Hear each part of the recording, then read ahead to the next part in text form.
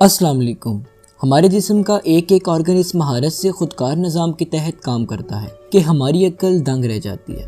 हमारे जिस्म में कई सिस्टम्स एक ही वक्त में काम करते हैं, जिनमें से एक अहम सिस्टम डाइजेस्टिव सिस्टम भी है, और आज हम इसी सिस्टम पर बात करेंगे। खाना खाने से लेकर इसके हजम होने तक के तमाम प्रोसेस को डाइजेशन कहते हैं। आइए आज आपको हमारे जिस्म में डाइजेशन और डाइजेस्टिव सिस्टम के बारे में कुछ मालूमात फराहम करते हैं। हमारा डाइजेस्टिव सिस्टम कई ऑर्गन्स और ग्लैंड से मिलकर बना है, जो खाना खाने के बाद इसे हजम करने यानी डाइजेस्ट करने में हमारी मदद करते हैं। हम जो भी खाना खाते हैं, हमारा जिस्म इसे बारीक ज़र्रात में तब्दील कर देता है ताकि इसे हजम करने में आसानी हो और वेस्ट मटेरियल अखराज भी किया जा सके।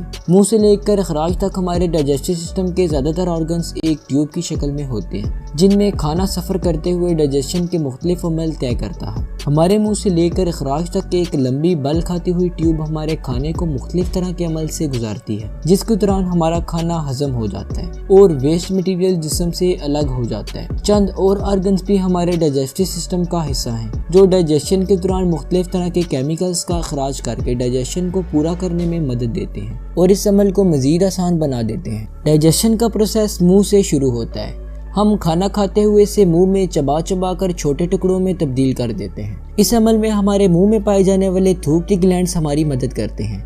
थूक में शामिल अज़्ज़ा हमारे खाने को चबाने में मदद देते हैं और हमारा खाना पहले से छोटे टुकड़ों में तब्दील होकर मजीद अमल से गुजरने के लिए तैयार हो जाता है।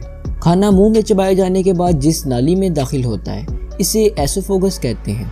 या यूं समझ लीजिए कि खाने को मुंह से मैदे तक ले जाने वाले रास्ते को एसोफेगस कहते हैं। एसोफेगस एक लंबी ट्यूब होती है, जिसकी अंदरूनी दीवार में मौजूद मसल्स की यकसा हरकत खाने को नीचे मैदे तक ले जाने में हेल्पफुल साबित होती है। जैसे ही खाना मैदे में पहुंचता है, मैदा मुख्तलिफ किस्म के केमिकल्स खारिज करता है। इसमें सबसे तेज केमिकल को गैस्ट्रिक एसिड कहते हैं। ये केमिकल खुराक को मजीद छोटे ज़र्रात में तब्दील करने में हमारी मदद करते हैं। मैदे में केमिकल प्रोसेस से गुजरने के बाद खाना स्मॉल इंटेस्टाइन यानी छोटी आंत में दाखिल हो जाता है। छोटी आंत के पहले हिस्से को ड्यूडेनम कहते हैं और दूसरे हिस्से को जोजेनम और आखिरी हिस्से को इलियम कहा जाता है। छोटी आंत में निज़ाम हज़म यानी डाइजेस्टिव सिस्टम के दूसरे अज़ा से भी मुख्तलिफ एंजाइम्स शामिल हो जाते हैं। ये एंजाइम्स छोटी आंत की अंदरूनी दीवार से निकलकर खुराक में जज़ब हो जाते हैं और खाने को मजीद बारीक ज़र्रात में तब्दील कर देते हैं। छोटी आंत के बाद खाना बड़ी आंत में शामिल हो जाता है। बड़ी आंत में हजम के अमल के दौरान खाने में से पानी और सोडियम की तरह का एक केमिकल, जिसे इलेक्ट्रोलाइट कहते हैं, अलग हो जाते हैं। बड़ी आंत के पहले हिस्से को सीकम कहते हैं,